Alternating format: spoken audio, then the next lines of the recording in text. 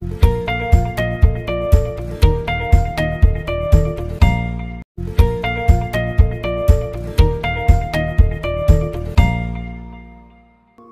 The lord. యేసు క్రీస్తు దివ్యనామంలో ఉదయకాల సమయంలో వాక్యము వీక్షించుచున్న మీ అందరికీ నా హృదయపూర్వక వందనాలు తెలియజేస్తున్నాను. దేవుని బిడ్డలారా, ఉదయకాల సమయంలో ఒకప్పుడు బాగుంటున్నావు, ఒకప్పుడు కదిలిపోతున్నావు, బెదిరిపోతున్నావు, పడిపోతున్నావు, జారిపోతున్నావు, అలసిపోతున్నావు, విసుగు చెందుతున్నావు.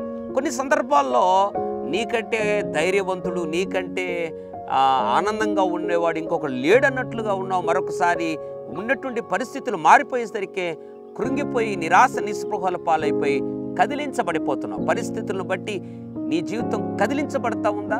దేవుడి ఉదయకాల సమయంలో ఎవరు కదిలించబడరు అని ఒక విషయాన్ని దేవుడు జ్ఞాపకం చేయాలని ఆశపడుతున్నాడు. సామెతల గ్రంథం 10వ అధ్యాయం 30వ వచనం, నీతిమంతుడు ఎన్నడూ కదిలింపబడడు.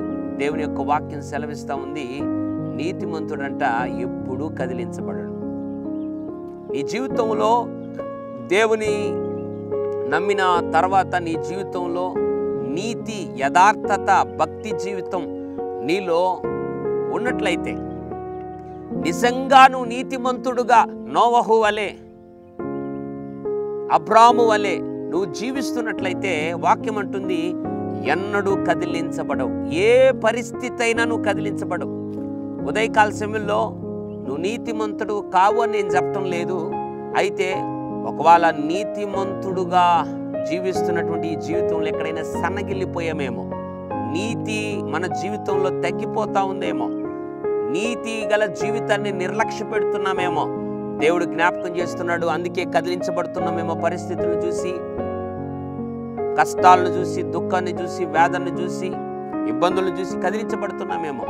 దేవుని సన్నిధి మీద ప్రార్థన చేస్తాం. కదిలించబడకుండా నాయన అన్ని విషయాల్లో స్థిరముగా నిలబడే ఒక నీతిగల జీవితం, నీతిమంతుడుగా జీవించే జీవితం నాకు దయచేయి ప్రభువా. నువ్వు ప్రార్థన చేయగలిగితే ఆయన తన రక్తంతో కడిగి ఇప్పుడే నేను నీతిమంతుడుగా, నీతిమంతురాలుగా చేసి ఆయన ఎన్నడూ ఏ పరిస్థితికి కదలకుండా సింహము వలె ధైర్యముగా ఉండే జీవితాన్ని నీకు నాకు ప్రసాదించి తద్వారా ఆయన మహిమపరచబడతాడు. పరిశుద్ధుడా, ప్రేమగల తండ్రి, నీకు వందనాలు.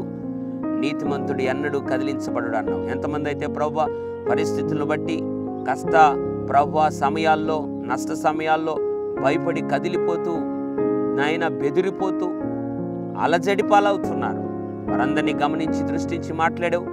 నీతిమంతుడు ఎన్నడూ కదిలించబడు అన్నావు. ఎంతమంది అయితే ప్రభువా ఇంకా ప్రభువా అవినీతిగా జీవిస్తున్నారు, ఇంకా ఎవరైతే ప్రభువా నీతిమంతులుగా జీవిస్తూ కూడా ప్రభువా ఇంకా ఏదో ప్రభువా అరాకొరగా జీవిస్తున్నారో వారందరినీ జ్ఞాపకం చేసుకొని మమ్మల్ని అందరినీ నిజముగా నీతిమంతుడుగా నీ కొరకు జీవించి సాక్షిగా లోకంలో ఎన్నడూ ఏ పరిస్థితికి కదిలింపబడిన వారిగా నిలబెట్టి మహిమ పొందమని, మా జీవితాల ద్వారా నీవు ఘనత పొందమని యేసు నామములో ప్రార్థిస్తున్నాము తండ్రి. ఆమెన్. God bless you.